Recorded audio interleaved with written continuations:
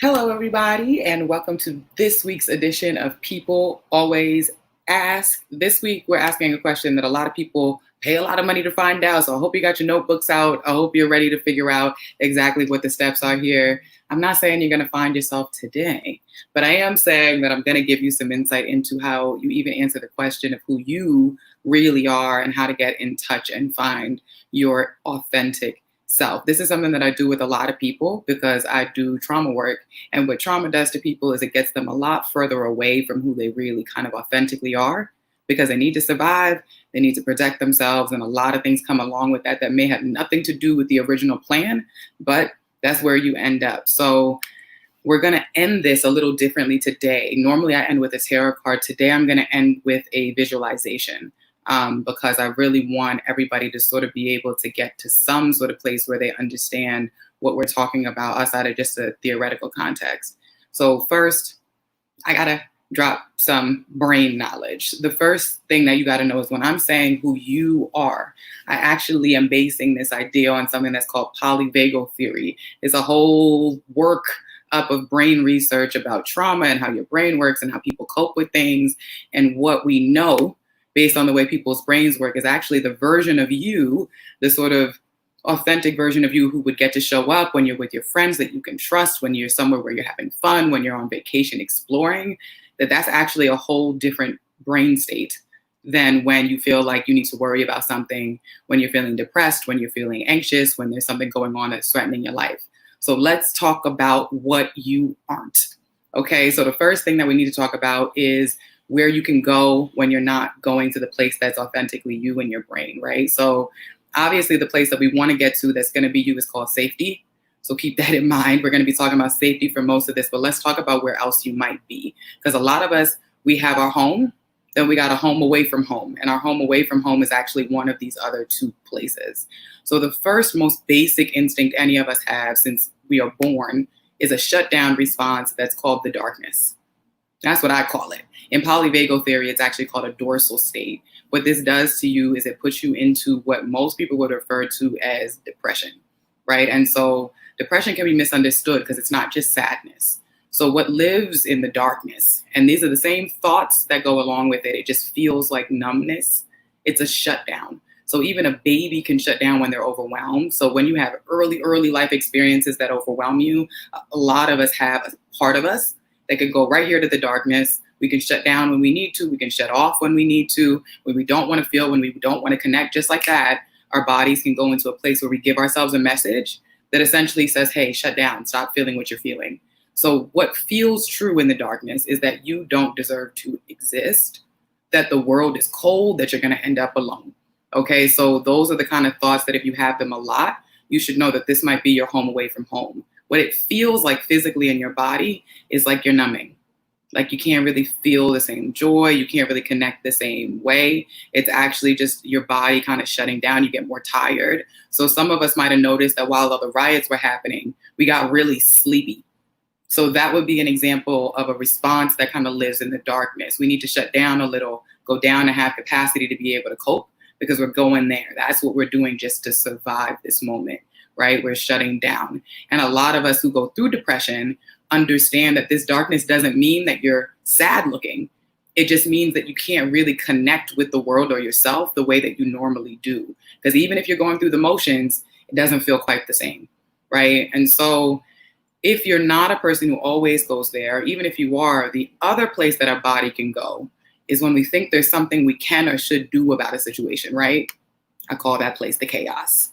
The chaos exists under the theory that there is either something wrong with you or there is something wrong with the entire world, that everybody's toxic or you're toxic. It's a me versus them kind of mentality. So what does really live here is anxiety. So if you're a person who finds yourself anxious most of the time, this is your home away from home, right? This is not who you are all the time. And surprisingly, things live in this area that some people actually find really pleasant.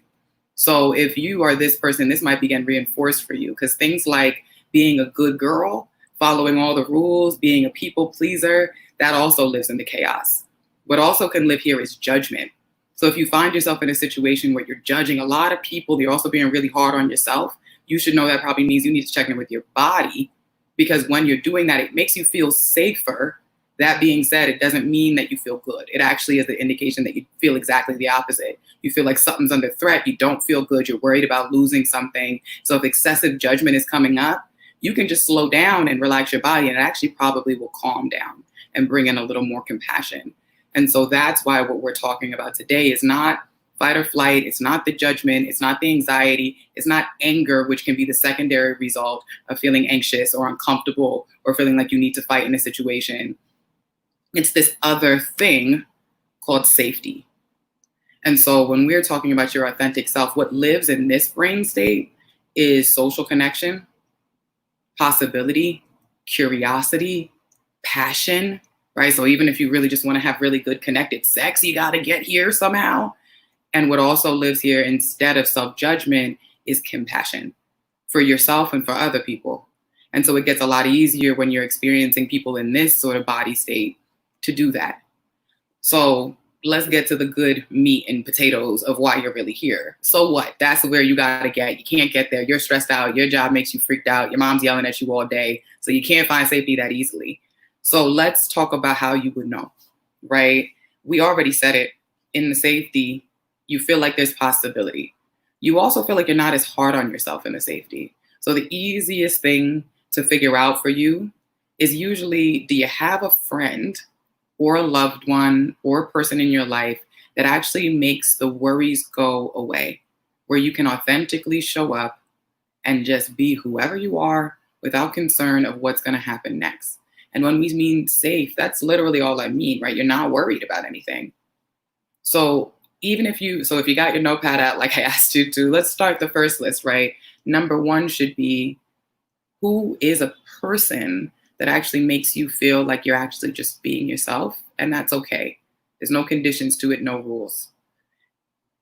Now, if we could make that list a little bigger, what it might start to look like is, where are the places that you've been, the events that you've been to, the times that you remember, where you were able to do things like relax or have fun or experience passion. Because remember, we can just work backwards, right? It's a body state. Those things are only possible when we feel safe. So if we can just find the last time that we truly felt that way, let's just try to notice. It might only be one or two things. Your list might have a million things on it. If your list has a bunch of stuff on it, you're really ahead of the game, because it means you're living in this safe space more often. So let's just think, it doesn't even have to be this really romantic, like I was on a beach and I was alone with white horses and I was so relaxed. It can be something like in your room underneath your covers, or at your grandma's house where it smells like peppermints. It can be wherever you really feel like you get to drop the worries. And maybe you can't do that alone, which happens with a lot of people when our thoughts get really scary and intrusive. So the challenge of this is going to be, can I explore things with people that make me feel so much like myself that I can bring some of that self with me into new experiences with them? Some people don't use the safe people in their life like that, like this. Like they know that they have really good friends, or they know that they've got a family member they can tell anything. But rather than helping them transition that version of themselves into more spaces, we kind of keep it in a little box. And you can use people differently than that. You can have experiences where you try out things like mindfulness and meditation to see, like, can I enjoy my alone time, but learn how to do it with this person that makes me feel comfortable dropping all the worries that I typically have going on? Because that's going to be an easy aid to get you from point A to point B. We want to work smart, not hard. So the other part of this is going to be something really, really simple. And we can kind of do this solely in a visualization. I want you to try to actually envision the last time that you felt like you didn't really need to have your brain going really fast or worry about what people thought about you. Where was the last time you really felt comfortable? So take a second, notice it. Where was it? Now, almost like you're watching yourself in a movie, I just want you to close your eyes and notice what you're like in that place. First, notice what it's like, what the visuals look like, who else is there, what time of day it is. And even in the memory, you can remember what was around you, what was supporting you.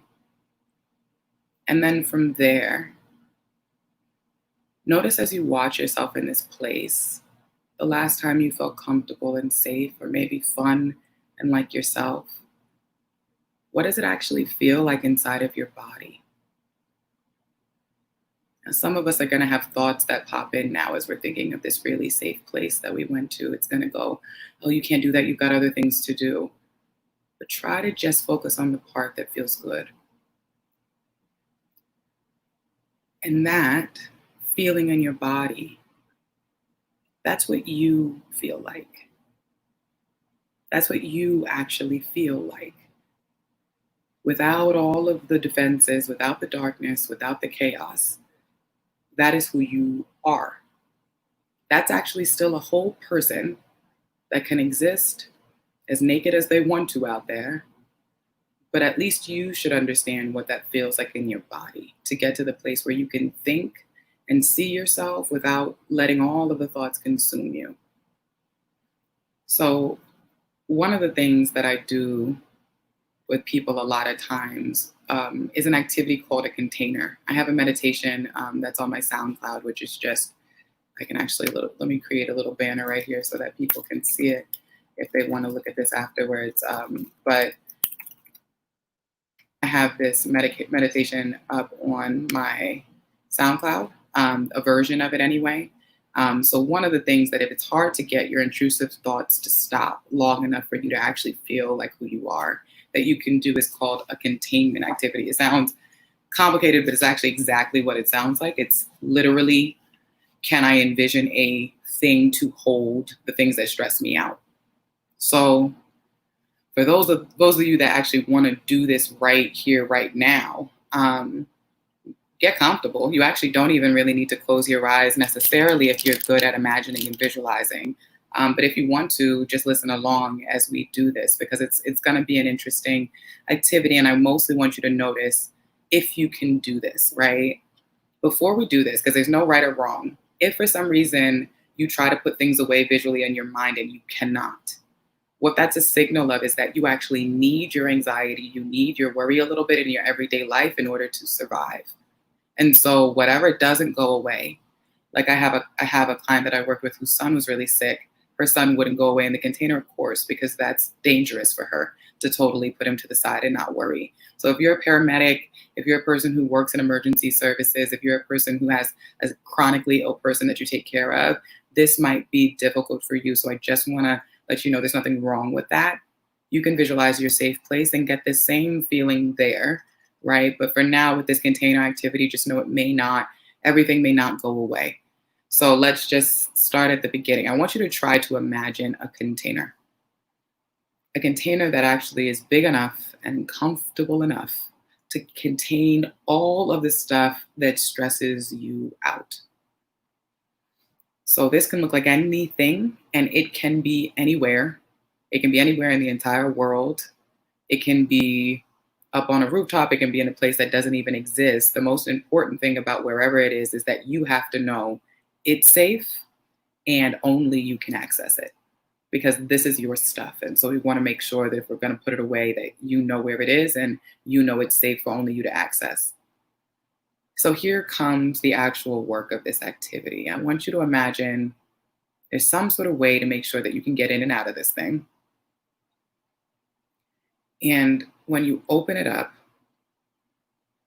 scan the inside of your mind around for all the things right now that are making you anxious, stressing you out, making you irritated. Just find every little thing that you can in your mind's eye that might be causing you to feel bad about yourself, to cause pain. Maybe it's even physical pain. I just want you to notice it. Take time, take stock of it. And when you really start to get a vision of all the stuff that's there for you, and for some of us, it's a lot of stuff, one at a time in your mind, take those things and put them inside of your container. Now, if for some reason it's not working, your container's not fitting, don't worry. Just do whatever you need to do to adjust your container accordingly so that it's comfortable, the stuff is all fitting in there. And once you've made the adjustments, maybe to the material or to the location, just continue and make sure that you put the rest of the stuff that's worrying you in that container. So really scan around and make sure you've got everything, everyone, all of the people, the ideas, the words, even the images that have haunted you or bother you or cause you to hold stress in your body. Just find them all and one by one put them away. And whenever you can, maybe some of you guys need to pause this if you're rewatching it in the live. I want you to close your container. Just close it. And as you start to move away from it, notice the feeling in your body of knowing that you can go get that stuff when you need it, and you can put it away when you don't, and just walk away. As you walk away from your container, notice what it feels like to walk without the stress of the things you've put away.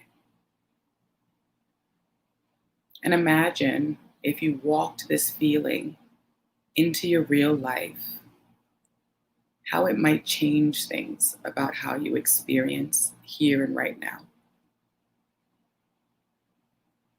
This is the person that we're trying to get to when we talk about your authentic self.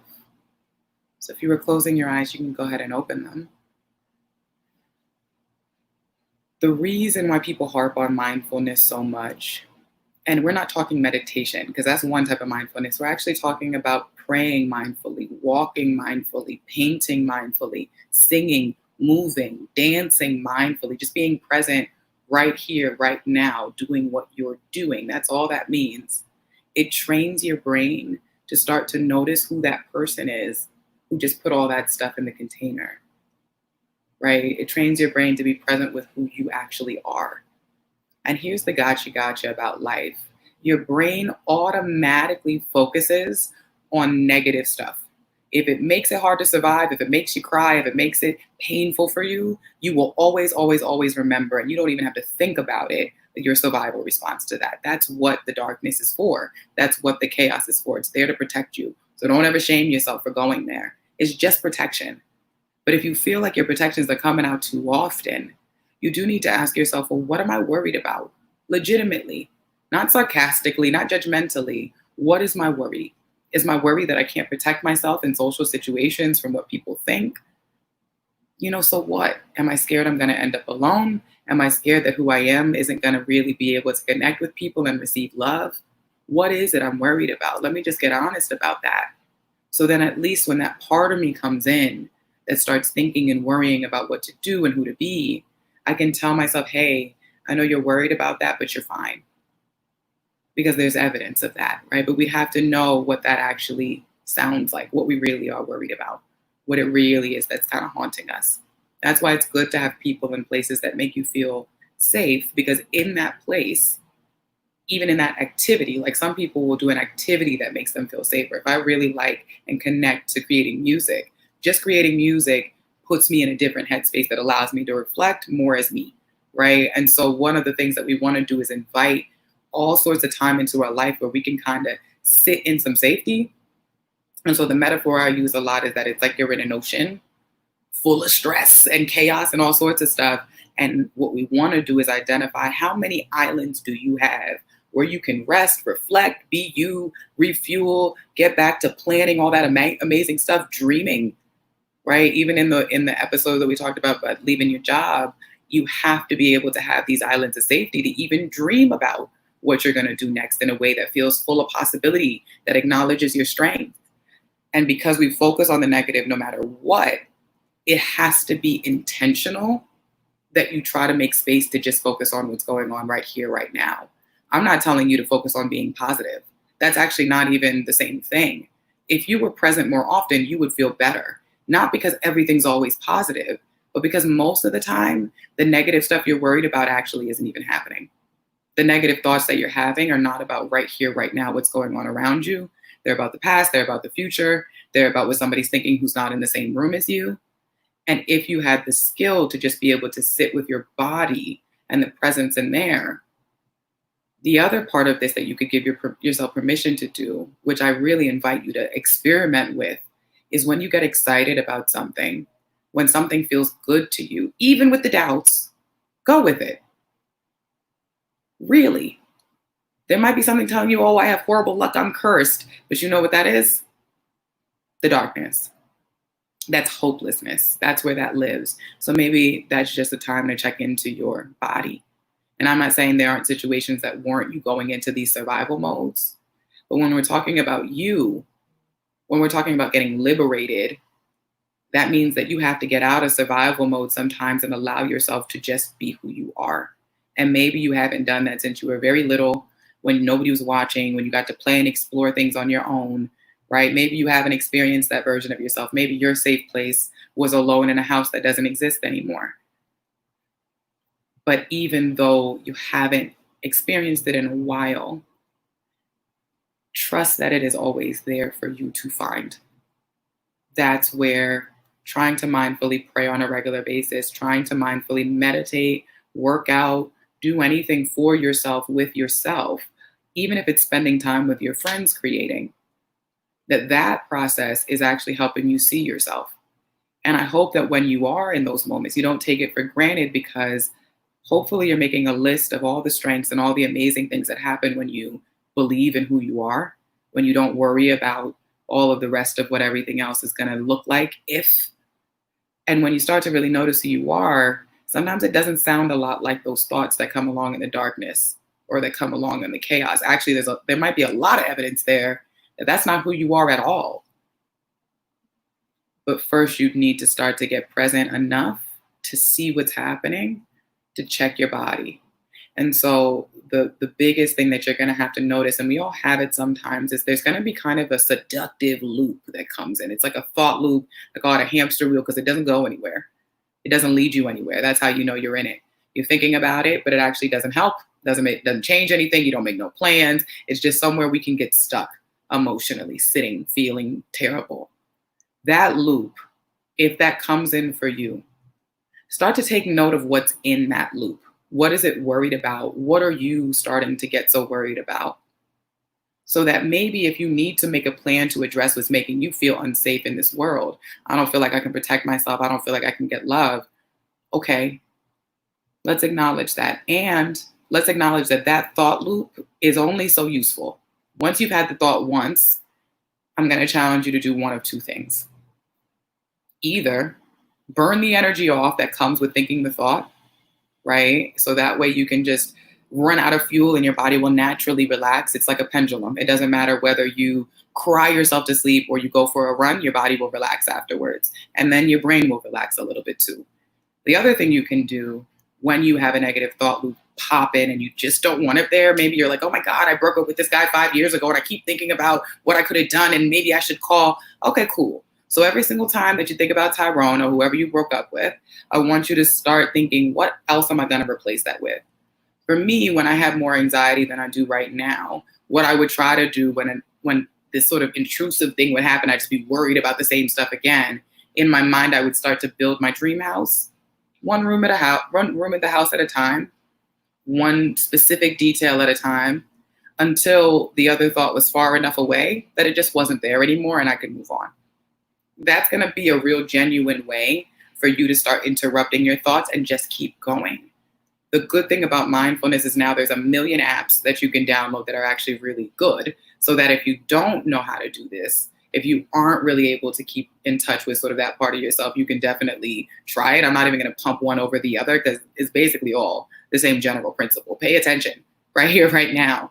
And if you were to pay attention, your life would be more fulfilling, right? Because then even in the moment, if something felt good, instead of worrying about what if it doesn't go well, you'll also be able to hold for yourself the possibilities of what could happen all the time.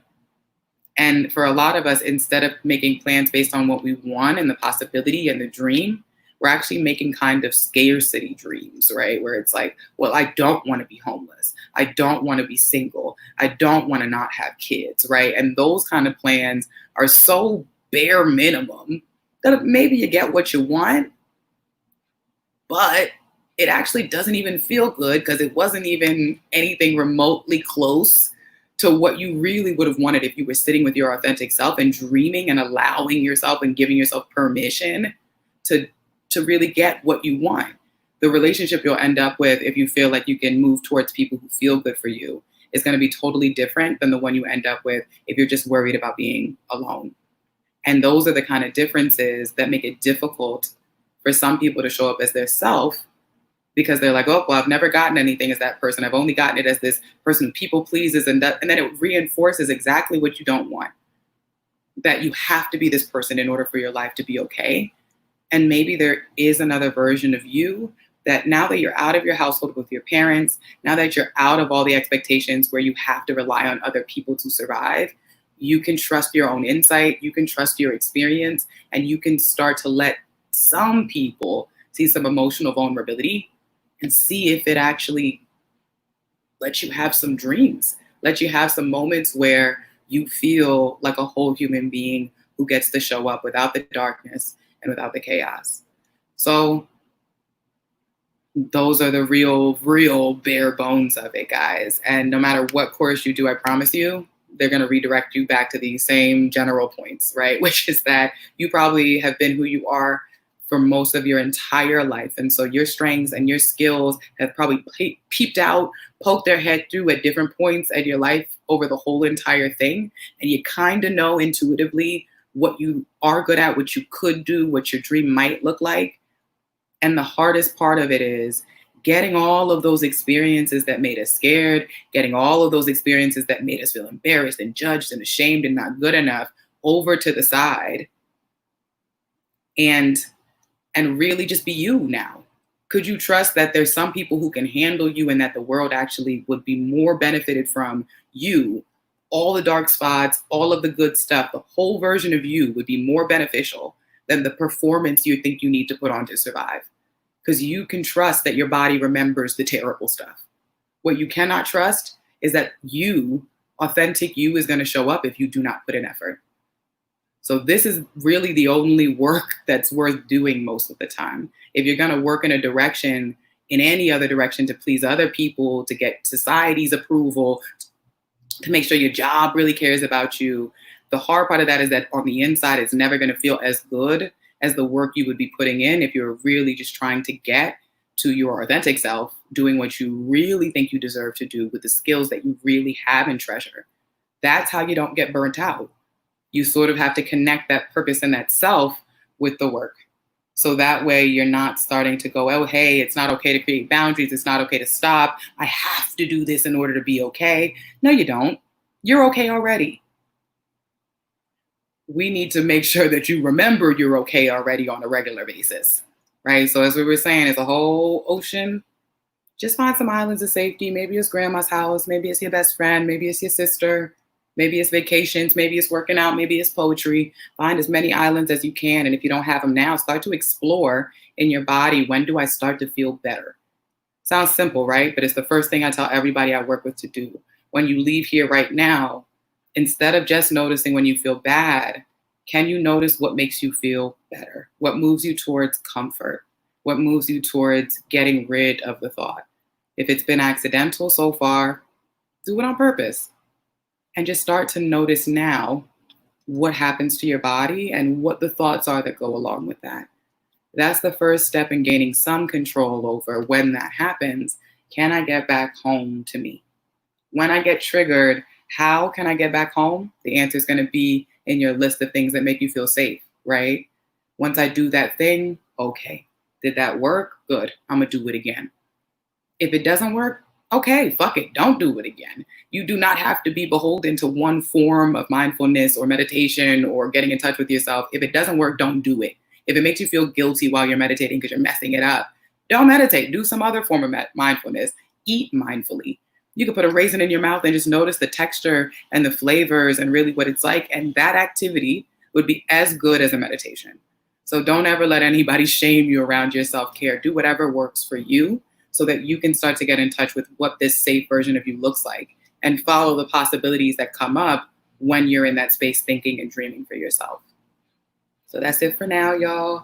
I will see you later. I hope you enjoyed this little live. If you have any questions, you know what I mean? I'm always going to be here. Go over to my SoundCloud. It's on the bottom right there. I have a meditation for both a safe place and a container.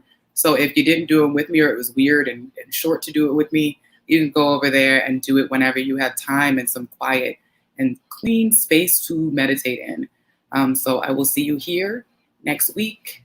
Stay beautiful, people.